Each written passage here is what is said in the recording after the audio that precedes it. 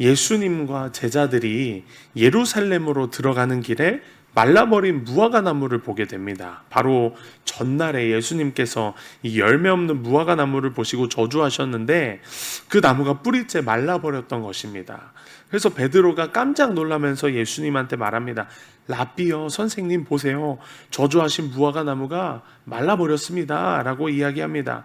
이 순간 예수님이 엉뚱한 말씀을 하시는데요, 하나님을 믿으라 라고 말씀하시는 것입니다.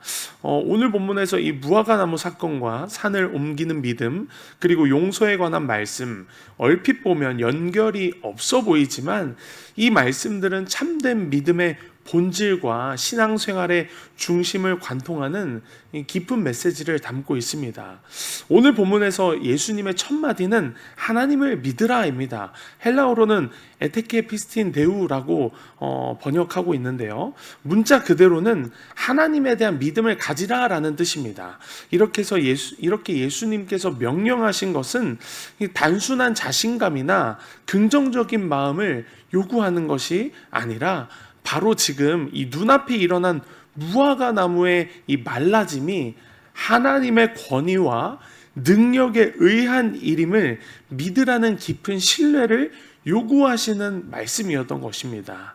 즉, 이 무화과 나무가 말랐다라는 것을 통해 보여주신 이 하나님의 심판과 능력을 인정하면서 이 모든 일에 대해 하나님이 주권자이심을 믿고 신뢰하라는 의미가 이 하나님을 믿으라라는 말에 내포되어 있다라는 것입니다. 결국 이 말은 하나님이 하셨다고 믿는 것이 곧 참된 믿음의 출발점임을 예수님께서 제시해주고 계신 것입니다. 더 나아가 무화과 나무 저주는 당시 종교적 위선과 열매 맺지 않는 이 믿음 없는 삶을 향한 심판의 상징으로 해석되기도 합니다. 이와 연결해서 하나님을 믿으라라는 말씀은 겉으로만 보이는 종교 생활이 아니라 하나님이 누구시며 하나님의 뜻과 능력을 신뢰하는 참된 믿음, 진정한 그리스도인으로 살아가라라는 뜻으로도 볼 수 있겠습니다. 그리고 예수님은 이어서 이렇게 말씀하십니다. 내가 진실로 너에게 이르노니 누구든지 이 산더러 들리어 바다에 던져지라 하며 그 말하는 것이 이루어질 줄 믿고 마음에 의심하지 아니하면 그대로 되리라. 여기서 잘 아시는 것처럼 산은 우리가 인생에서 마주하는 이 큰 문제나 도저히 넘을 수 없을 것 같은 장애물을 상징합니다.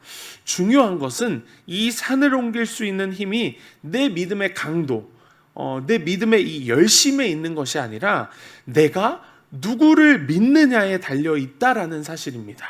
따라서 믿음의 핵심은요, 하나님과의 인격적인 관계에 있습니다.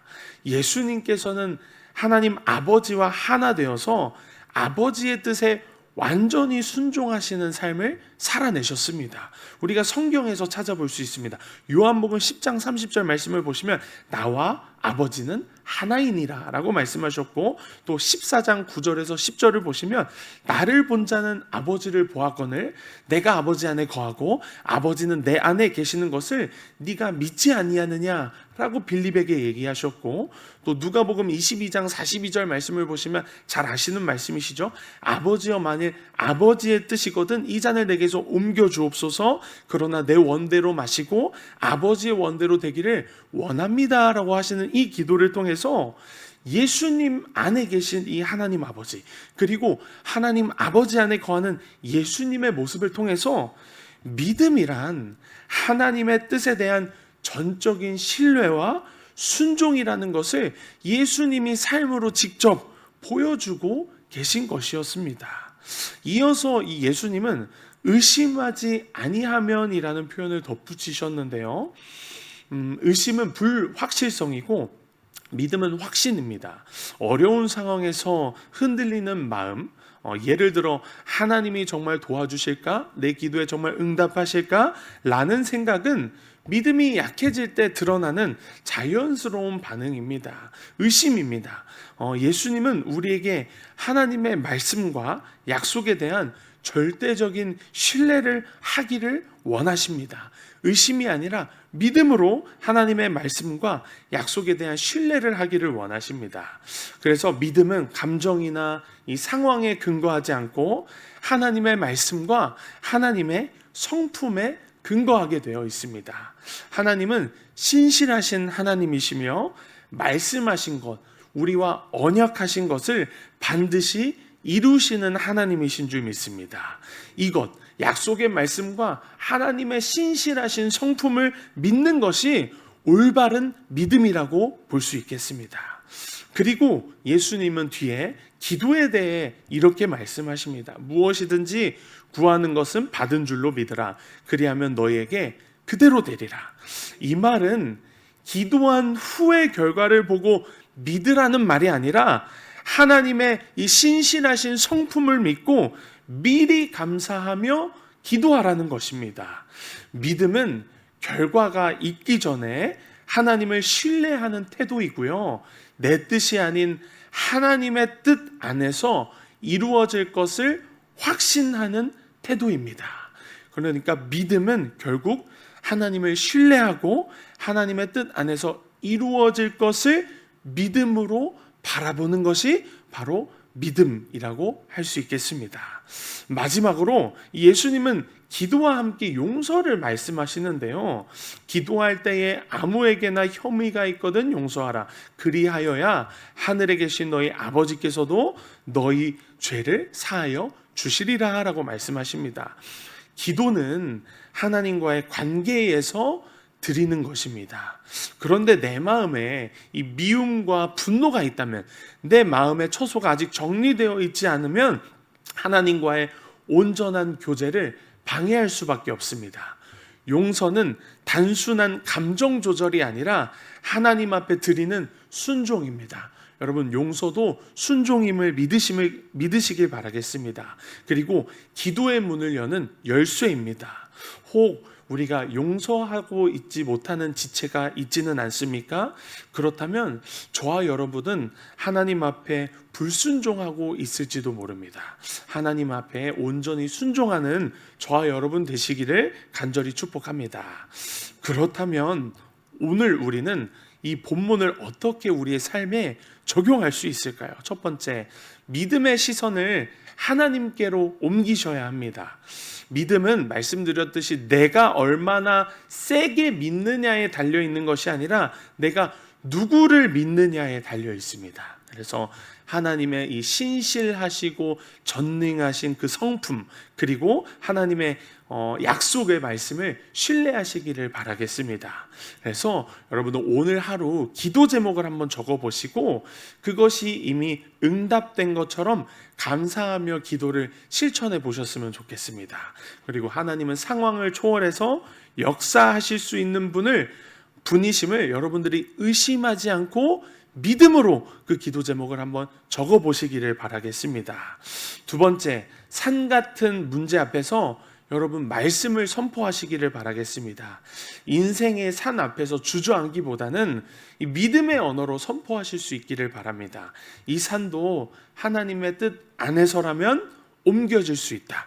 그리고 여러분들 잘 아시는 스가랴 4장의 말씀, 큰 산아 네가 무엇이냐? 네가 수르바벨 앞에서 평지가 되리라. 이 말씀을 의지해서 선포할 수 있기를 바랍니다. 하나님의 말씀을 신뢰하지 못하도록 또 선포하지 못하도록 하는 것이 사탄이 하는 일입니다. 그러므로 약속의 말씀을 가까이 하시고 또 믿음의 언어를 사용하십시오. 그래야 산이 옮겨질 수 있습니다. 세 번째, 기도하기 전에 용서하십시오. 혹시 아직 마음속에 용서하지 못한 사람이 있습니까? 그 이름을 하나님께 올려드리시기를 바랍니다. 기도하기 전에 용서하는 것은 하나님께 받은 은혜의 깊이를 되새기며 그 은혜를 흘려보내는 통로가 되는 것입니다. 나를 용서해 준 것처럼 남도 용서해 줄 수 있는 것, 그것을 흘려보내는 통로가 바로 용서입니다.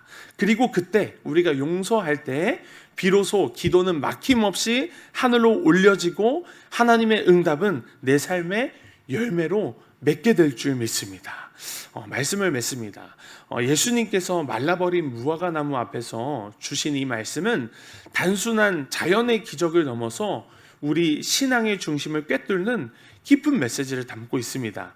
하나님을 믿으라라는 말씀은 하나님의 능력과 주권을 신뢰하라는 믿음의 출발점이며, 그 믿음은 단지 기적을 바라는 것이 아니라 하나님과의 인격적인 관계와 하나님의 뜻에 대한 전적인 순종을 포함한다라는 것입니다. 그리고 예수님은 산을 옮길 만큼의 믿음이 바로 하나님의 약속과 신실하심에 대한 확신에서 나오는 것임을 가르쳐 주셨고, 기도는 응답을 이미 받은 것처럼 드리는 감사의 표현, 태도이어야 한다고 말씀하셨습니다. 그리고 가장 중요한 것은 이 모든 믿음의 여정 속에서 용서는 하나님과의 친밀한 관계를 위한 핵심 요소임을 저와 여러분들이 잊지 말아야 합니다. 그래서 믿음과 기도, 용서와 응답, 이 네 가지는 따로 떨어져 있는 주제가 아니라 하나로 연결되어 있고, 신실하신 하나님을 믿는 자의 삶에서 반드시 함께 실천되어야 할 영적인 태도라는 것입니다. 잊지 마세요. 믿음과 기도, 용서와 응답은 하나로 연결되어 있고, 믿는 자의 삶에서 반드시 실천되어야 할, 드러나야 할 영적인 태도라는 것입니다. 오늘 하나님을 믿는 믿음으로 기도하시고 또 하나님의 뜻에 순종하시며 마음의 용서를 실천할 수 있기를 바랍니다. 그래서 그때 하나님께서 여러분의 삶 속에서 산을 옮기시는 역사를, 기도 응답을 누리시는 저와 여러분 되시기를 간절히 축복합니다.